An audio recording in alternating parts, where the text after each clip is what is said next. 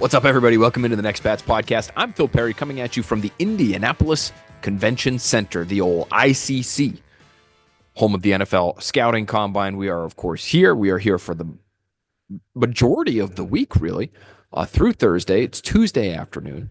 We are fresh off of multiple, not one, but two media availability periods with head coach Mike Vrabel. We're going to talk about those on this edition of the Next Pats podcast. We have some tackle news we have to tackle ourselves on this edition of the Next Pats podcast. We have some early Indy scuttlebutt, which we always like talking about on the podcast. We know you love listening to that as well. And then we're going to finish it off with a stroke of genius from Mike Renner of CBS Sports, one of our favorites to talk to when it comes to all things NFL draft. He's going to tell you what the Patriots should do with the number 4 overall pick. He's also going to give you two more draft names, not first round names.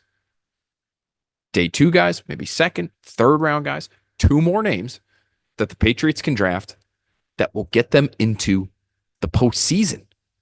And I think you're going to be shocked by one of them and intrigued by the other. All right, before we get to that, though, let's get to some of this Mike Vrabel discussion, because there was so much there. There was a lot of meat on the bone. Tom and I discussed it on the most recent edition of the Patriots Talk podcast. So if you haven't listened to that podcast yet, go ahead and head on over there and make sure you consume that entire deal. We just recorded it. Just telling you a little bit about how the sausage gets made. We just recorded it, and I was, quite frankly, borderline asleep to start the episode. But I'm back now. I'm energized. I'm in Next Pats mode. I've just heard the horns. You know, the horns get me fired up as they get you fired up. But I want to talk about Mike Vrabel and his message of aggressiveness and his willingness to overspend. I found this very interesting, very pertinent, obviously, to the time of year where we are right now on the NFL calendar. Free agency is right around the corner. And this really here in Indy is where free agency unofficially begins, because you have so many teams talking to agents, talking to players through those agents, starting negotiations, whether it's with your own team that you're already under contract with technically, or with other teams, which you're technically not supposed to be doing this time of year, but which happens. This is the start of it all. And Mike Vrabel wants to be aggressive. And you as Patriots fans, dear listeners, folks in the New England region and beyond, who want to see this team get better and get better quickly, you're going to love this quote. So let's play it for you now. Mike, how would you describe how the team will approach free agents? Hopefully aggressive. I mean, we want to be aggressive. We want to target players that we feel like are going to help us. They're going to be outstanding players. They're going to be outstanding additions to the locker room and the community. And if that all fits and the compensation fits, but I'm confident that we'll be aggressive. I like to shop like everybody else. And so when you go and there's only one of, a certain car, maybe you have to pay a little bit more for that one car because there's only one of them. We've started some of those discussions internally, and I think having different plans and having an option A and option B, I mean, things are going to change. Everybody's looking at the same players, so we have to be ready to pivot and adjust and have a vision for each player, I would say, at each level.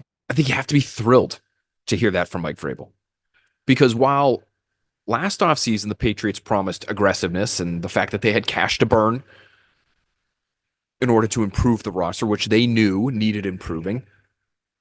While that was the case last year too, and it ended up being, let's call it what it is, quite frankly, all talk. You're not able to be the biggest spender on Calvin Ridley and get him to come to New England. You're not able to blow Tennessee out of the water and get that guy that you thought was a prized free agent, that you wanted to make your highest paid player. You're not able to find the tackle that you need. You're not willing to spend on somebody like a Jonah Williams because you just don't believe in him. Never mind however much it would have cost you to spend on him, even though you had the money. So it ended up being a lot of bluster. I think at least right now, because the Patriots don't really have the opportunity to follow through on it yet, you have to be excited, and you have to hope that they will follow through on that aggressiveness that Mike Vrabel is describing. And I just, again, the overspending part of it to me is worth noting too, because Vrabel's right. if you're not willing to overspend, you're probably not going to get that shiny toy that you really want. Andrew Friedman, who's an executive for the LA Dodgers, has this famous quote, and people that listen to the podcast and follow baseball have heard it before, I'm sure, but it's this: when it comes to free agency, if you're always rational about every free agent, you'll finish third on every free agent. The same is true across sports. So baseball, football, doesn't matter. If you're not willing to overspend, you're not going to get the guys that you need. And I think for Mike Vrabel, one thing that also became clear to me today, and going back and forth with him about the timeline of their rebuild, I think we all would acknowledge this is still a rebuild to a degree, although you don't want to hear that, and you don't want to watch another 4-win team because you've already seen 2 of those and you've had it, and I get it. You're well within your rights to feel that way.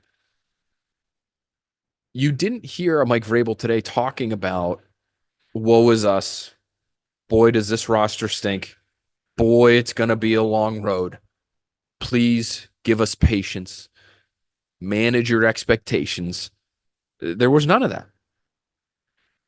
To which I say, good. There shouldn't be. Patriots fans shouldn't be subjected to that kind of sound from their football team again this offseason. Don't be unrealistic with them, Mike Vrabel, and I don't think he was. But when you're talking to your fans through us in the media, show some level of urgency. That's all we're asking for. That word has been in our ecosystems when we talk about this Patriots team for years now, because they just haven't shown enough of it when it comes to player acquisition, when it comes to in-game decision-making, in-season, off-season, trade deadline. It hasn't been there. And so for Vrabel to talk about aggressiveness and overspending and showing that urgency and making it clear when I asked him about, does he have the appetite for a lengthy rebuild? And does he understand that fans really don't? He said they shouldn't. They shouldn't have to wait very long. Again, he's trying to be realistic because at the same time, and again, we talked about this on the Patriots Talk podcast, but at the same time, he's saying we can't fix our roster in a day's time, right? We're not going to be able to get everything we need on day 1 of free agency. We're not going to be able to get everything we need on day 1 and day 2 of the draft. But you're not hearing him say, well, we're essentially going to have to throw up our hands and we've got no shot this year. So come back and talk to us again next offseason. And maybe we'll have a shot then. Because it just felt like throughout last year, that was the attitude. And I personally feel as though that attitude maybe seeped into the locker room a little bit because people were speaking to it. They were speaking to the notion of this rebuild year. And again, that was realistic. That probably was correct. The roster was not good. But once you let go of the rope in that way, where you make it very clear that you've got no chance, it becomes a self-fulfilling prophecy. And that we didn't hear that from Mike Vrabel on Tuesday, to me, was important. Let's continue to talk about roster building and Mike Vrabel and what he had to say. He talked about getting a number 1 receiver. I asked him, based on what they want to be offensively, does he feel as though it's vital they have one? Here's what he had to say. You usually got to draft them, but then sometimes based on circumstances available for trade. And I think that we'll explore every opportunity that we can to add. Is it vital that you have a quote-unquote number 1 kind of guy? I mean, I think everybody wants to have it. Like, we won games certain ways in the past. And again, what's ideal? I'm not going to sit here and tell you what, we can't do something, right? But the better players you have, the easier it is to win in this league. Did you hear that? Did you hear him bring up trade? Kind of unprompted, but interesting. Is he leaving us a little breadcrumb there? Probably not. Who knows? I would say probably not. He was doing the old Bill Belichick thing. There's 3 ways to acquire players: draft, free agency, trade. But I did perk up a little bit when I heard him say that, because I do think the Patriots are going to have to be creative to get their number 1 unless they either draft Travis Hunter or they sign Devontae Adams as a free agent. And we know neither is a sure thing. And it's not a sure thing that they'd be able to find somebody to give them a number 1 receiver or a number 1 type in a trade. But the fact that he's at least open to these possibilities, to me, again, speaks to that aggressive mindset that he's talking about and the willingness to pursue any avenue to improve your team. When I think of trading and trading for a number one receiver, I am thinking of DK Metcalf. That is the first name that comes to mind. The second, it's less realistic, is Garrett Wilson. That would be the one I'd actually be willing to trade that 4th overall pick for. DK Metcalf, are you willing to trade a second in a draft that's not considered loaded with game-changing types? I might be. You've got the money to play with. You have the ability to pay them. You have a second-round pick. It's a second-round pick at the top of the second round as well. And so maybe you trade a second-rounder for Metcalf and a pick swap kind of situation. Could you somehow finagle that so that you don't completely lose out on all that draft capital that might be going back to Seattle in this fantasy world trade that I'm just drawing up in my own brain? I like the creative mindset, the aggressiveness. That to me was the theme of the day. The command from Mike Vrabel, the clear messaging, and the aggressive nature with which it sounds like the Patriots plan to pursue this offseason and their roster. You should be feeling good about that if you're a Patriots fan right now. Last thing we'll bring up, again, this is a question that I asked Mike Vrabel. Who has final say? I think in his answer, the answer is very clear, but the wording of his answer, not so much. Take a listen. How do you view sort of the hierarchy there? And I guess put it another way, who has final say when it comes to making personnel decisions? Well, I wouldn't be here, and I wouldn't have wanted to be the head coach here if I wasn't comfortable in my impact on the roster. So we want to, continue to have great conversations with the personnel staff, with me, with Stretch, with coaching. We're all just trying to find ways to bring the right players in here. Sounds like it's his role, right? Sounds like it's his job. Sounds like it's his decision. It's his tie to break. If there are ties in the Patriots front office when it comes to which player to draft, or how much are we willing to spend in a trade? How much are we willing to spend on a free agent? It sounds like, based on that answer, while he is going to listen and he is going to be collaborative, that the name that he started with in that answer was his own. And so that is an indication to me that he is the one with final say. Why can't he just say it? We batted this around on the Patriots Talk podcast with Tommy Curran as well. And my guess is it's because Elliot Wolf is still the number one on the ledger. Executive Vice President of Player Personnel. He was very clear and open with us last year at this time, although he did not yet have that title. And the Patriots hadn't even performed interviews for the chief front office role before the combine last year. But he told us, if there are ties to break, somebody has to be able to make that decision, and that'll be me.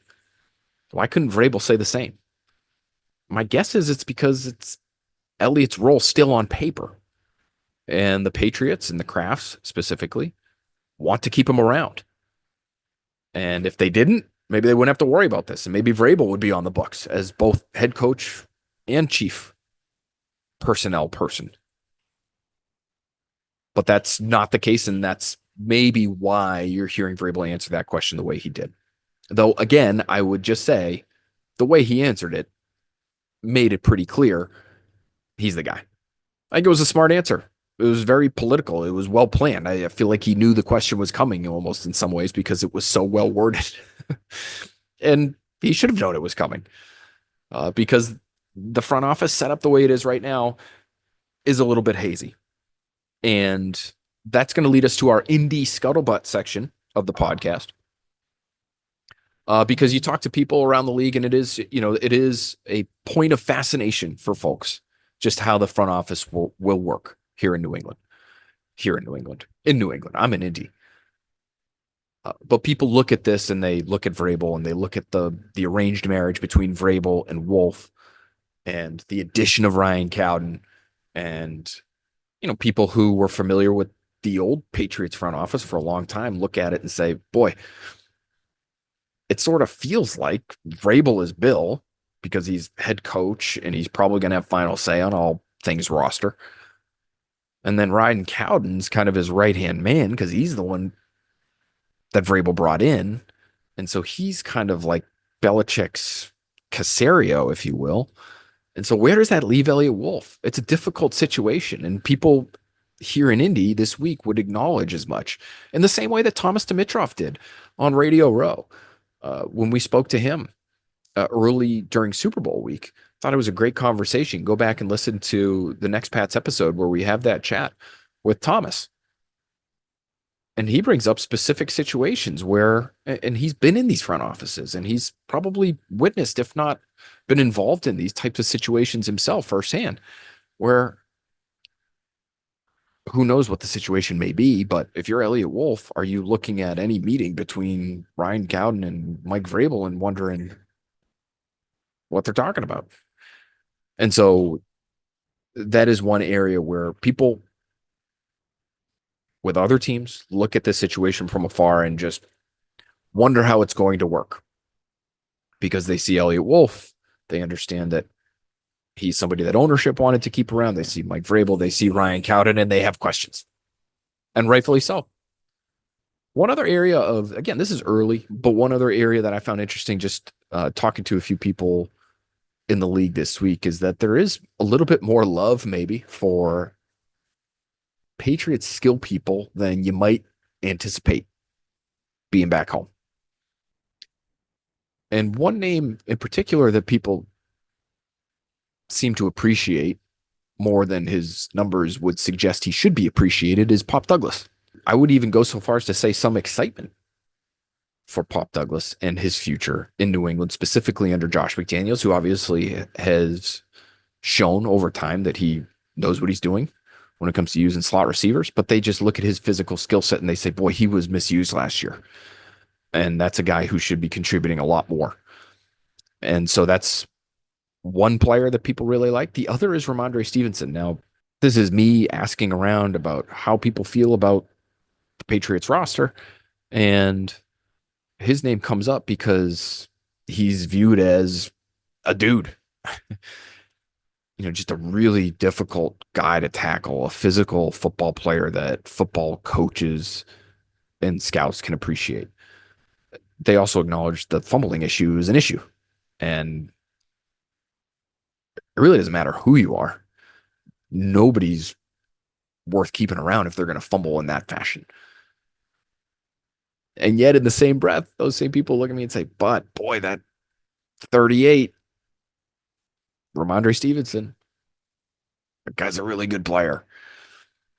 And even the tandem of Stevenson and Gibson is looked upon positively by people who have studied and scouted the Patriots closely. So there's your quick little Indy Scuttlebutt portion of the podcast. We will have more as we work our way through the week here, and we have additional episodes for you.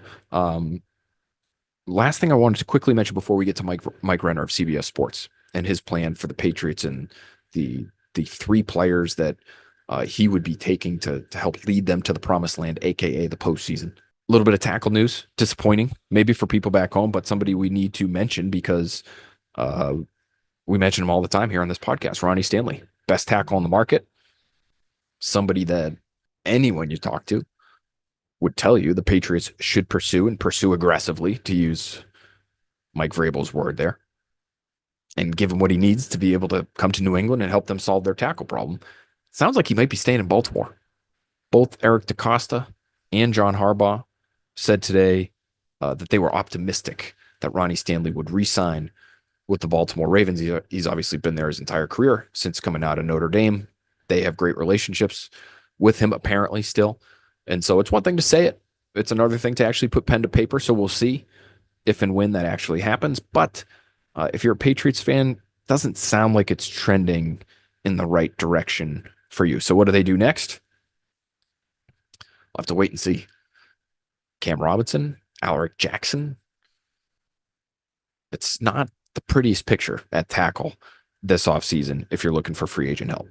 All right, let's get to that interview with Mike Renner. He does a fantastic job, as always, for us. Catch all of his stuff on CBS Sports. He's doing a lot from the Combine this week, so go seek it out. I'm sure you will be pummeled over the head with all the draft information you could ever want. But before you do that, stay here. We're going to give you all the Patriots-focused stuff you need from Mike.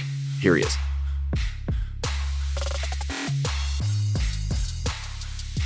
You know, when we have Mike Renner on the Next Pats podcast, that we're probably at the NFL Scouting Combine here in Indianapolis. You also know we're about to have a fantastic time. That's how I feel right now. Oh. There he is, Mike Renner. Thanks for being with us, buddy. Of course, always happy to have you. This is such a fun time of year. It's great to be here and just be around everybody that's here for the league, but also just to get to know these players a little bit better. And you know these players better than anyone. First thing I want to ask you is, who might stand to benefit the most from their week here in Indianapolis, whether it's the medicals, the measurements, the testing? Is there a name or two that you look at in this week, you say to yourself, massive week for that particular person? The one guy who stands out to me from like a testing perspective, because the most money comes when you go from like pick 15 to pick like 6, right? That's where you really are making cheddar. Pick like 4th round to 2nd round, it's not that much. It's like $1 million over the course of the rookie deal. So a guy I think who could move up in the middle of the 1st round all the way high into the top 5 to 10, Armand Membu out of Missouri. When you watch this guy's tape, he's so explosive. I mean, he may be the best testing athlete in this offensive line class. And that's saying something because there's some good athletes in this class. And if he does that at only 20 years old with his tape and sort of the trajectory it was on going from his sophomore year to his junior year, I think that guy could end up, not necessarily the first offensive tackle, but in the mix and at least the second offensive tackle off the board. He's been on that much of a tear in terms of the end of the season into what could be a big combine. It's really interesting because he's a shorter guy, right? Yes, I think he's 6'3". Yes, listed at 6'3". We'll see what he officially measures in at here in Indy. Is he going to be one of these guys, though, that certain teams just look at the frame and they say, sorry, he's a guard? Well, Isaiah Wynn, former Patriot, first rounder, was, I think, the same height. I think he was actually shorter, right? I think he was 6'2". I think Isaiah Wynn was a little shorter. And ended up playing tackle in the NFL until, obviously, injury struck and whatnot, whatever that went down at the end of his career there. But he's in that kind of mold. I think he could be that guy at the next level that overcomes it because he has the arm length, and he's already done it against the SEC nowadays with the edge rushers they have there. If you're going against the guys that he went against this year and doing as well as he did, that makes you feel comfortable at him doing it at the NFL level. Now, Will Campbell, maybe this isn't in terms of players that have a lot to gain. Mm-hmm. Maybe he has more to lose because if the arm length isn't where teams will want it to be, maybe he's sliding from a top 5 down into that 15 range. Do you think that could potentially happen with him? And where do his arms need to measure? Mike, the people at home need to know about 33 versus 33 and a quarter versus 32 and 3/4. What are we looking for when it comes to Will Campbell? The old school cutoff was 34 inches. That was probably until about a decade or so ago, that was the traditional cutoff. Now you're seeing 33-inch tackles, though, proliferate around the NFL. There is one starting tackle below 33, though. So if it's below 33, more likely than not, in the NFL? Braden Smith for the Indianapolis Colts, the only one. We're here. He's the only one. So if he's below 33, it's going to be difficult for him. Not a lot of teams will just want to take that chance, given the history.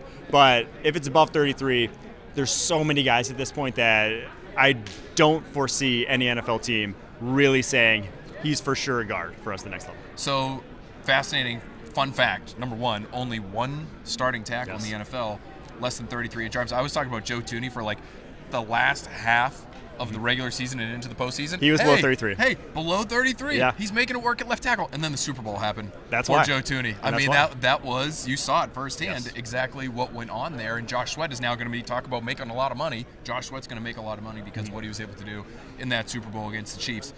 Mike, I want to put the number 4 overall question, which we ask pretty much every single guest here on the Next Pats podcast, what they would want to do if they were the Patriots with that 4th overall pick. So I'll ask you that question, but I also want you to tell us if you think the Patriots themselves will actually do something different. So what would you do? What do you think they will do? Well, to me, there's 3 guys at the top of this class that I have clear grades higher than pretty much everyone else. It's kind of the top 2 is Abdul Carter, Travis Hunter. One of those on the board, I just don't think you pass. They're that good. It's a top 5 pick. You don't go searching for needs, especially when you have a lot of needs, like the Patriots do. Like, all those guys would play a role and start day 1. So those 2 are at the top. I have Mason Graham from Michigan just a touch behind them.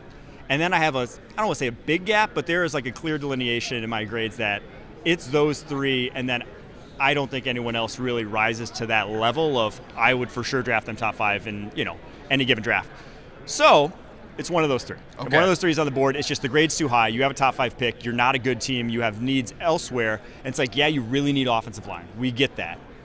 But you can't just pigeonhole yourself into one spot. Some of these guys will be good along the offensive line, but you don't want to be saying, gosh, we could have had an impact player, especially when it's like defensive line. When we just saw what the Eagles did, that matters a lot too. Mason Graham, somebody who could play all 3 downs, in your opinion? 100%, yes. So even though he's going to be a little bit, quote-unquote, undersized, maybe according to some teams. Length. He doesn't have the length. He has shorter arms. He's not undersized. His body type is that of a 3 down, and also a guy who play inside, like nose tackle. 300 pounds? I think he's listed at 320 at Michigan. Oh, wow, okay. I bet he's like 310 is what I'd say he's eyeballs at. That sounds like a 3-down guy. Then you can play on first and second down at that size. What do you think the Patriots will? Do you think they will end up going with the offensive lineman? Because there's the argument there. I sort of get, I totally understand what you're saying in terms of the grades. But you are playing the draft game, which is if you have a glaring need there and you don't address it, what's left for you? You know, Armand Membu, Kelvin Banks, like these other guys are going to go in the first round. So if you wait until the second round to try to get an offensive lineman that you really need, are you really even getting an offensive lineman? That's true. And this year, though, uniquely compared to last year. Last year, they were all first rounders, right? There was this great offensive tackle class at the top. I thought last year's day 2 of offensive tackles was pretty weak. This year, I think it's the opposite. This first round crop of O linemen, you're really kind of searching for guys to put in that mix in the first round. But there's a lot of day 2 offensive linemen. So, yeah, they tried it last year. Didn't work out right off the rip. It usually doesn't. That's why they fall to day 2. But this year, uniquely, I think there's a lot of tackles that have second-round grades that could become starters in time. So if you need that immediate starter, honestly, your best bet is free agency. It's not the draft. Even this year, even some of those guys who talk about at the top, I don't think you're going to have a Joe Alt-esque rookie year if you draft one of these guys. Yeah, really difficult spot for the Patriots to be in because even if free agency is the best route to find that position, we just heard Baltimore brass talk about how they're optimistic Ronnie Stanley's actually going to re-sign with them. He looks like the best tackle on the market. That might be one more name off the list for the Patriots. Mike, before we get you out of here, I want to ask you, if you can, dig into that big old brain of yours and all the hundreds of names that are swimming around in there. Can you come up with a couple of names? Give us 2 names that aren't first-round guys so the Patriots will have an opportunity to draft, whether it's day 2 or even day 3, that can get them into the postseason. So you have them drafting either Abdul Carter, Travis Hunter, or Mason Graham. Yes. Let's add to one of those names 2 more players that get them into the postseason. All right, one of the names I love Easy task. for the Patriots specifically is Harold Fannin Jr., the Bowling Green tight end. I know they have a tight end in tow there, but you go back to Vrabel's days in Tennessee. He had Jonnu Smith. They drafted Chigakonkwo. They want that move athlete guy at that position to take jet sweeps, do different things. Fannin's as good as it gets in that mold, in my opinion. And I think he'd be awesome for that offense, especially if you want to establish the run. He blocks really well on the move. Not in line. He's 238 pounds. He's never going to. But if you treat him as like a slot wide receiver, he would be the best blocking slot wide receiver in the NFL someday. Like he's that good as a blocker, but just not big enough to do so against NFL caliber DNs. But if you get him on linebacker, get him on safety, he's awesome. So I think he would fit, again, what they were going to want to do there. And then the other guy, gosh, I'm probably going to go to this defensive tackle class. Their run defense last year needed a big upgrade. I'll go Alfred Collins, the Texas defensive tackle. A guy, even if you draft Mason Graham, I think you could use that help as just a guy who's for sure a day 1 run stuffer. He's long, 6'5", 34+ inch arms. Like that guy is a tailor-made, kind of like Devondre Sweat last year, where it's just like he will play the run well at the NFL level. And I think if you're the Patriots, improving your offensive line and improving your defensive line in one draft, with this draft in particular, that's where I'd be looking. Yeah, their front 7 defensively just was in such dire straits from a talent standpoint last year. They lost Juwan Bentley early in the season. Christian Barmore was in and out of the lineup because of blood clots. So if they can add, say it's Mason Graham and Alfred Collins. I like Alfred Collins too. We actually talked about him on a previous episode of Next Patch just because of the length and the power. And I don't know where you're going to be able to get him. Maybe it's such a deep defensive tackle draft. Maybe you can get him all the way in the 3rd round. Yeah. Patriots are going to have an early 3rd round pick. And you add Harold Fannin Jr. From Bowling Green. You're Jonnu Smith. Yes. But don't worry, Patriots fans. Mike says he's going to be better than Jonnu Smith. Yeah. At least better than the the version Titans, that the Patriots had. Yeah, Titans Jonnu, or even Dolphins Jonnu, who was an absolute force somehow this year after Patriots fans are watching him in Foxborough and saying, why couldn't we get that guy? Maybe that guy is there in Harold Fannin. Yes. Mike Renner, CBS Sports, you're the best. Thanks for being with us, buddy. For sure, Phil. Thanks.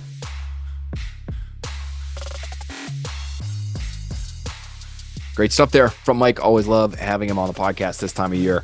How about that name? Harold Fannin Jr. Let's keep that one in mind. Just an unbelievable amount of production at Bowling Green this past season. Fantastic number here. This is from Scott Barrett of Fantasy Points. You can find him on X at Scott Barrett DFB.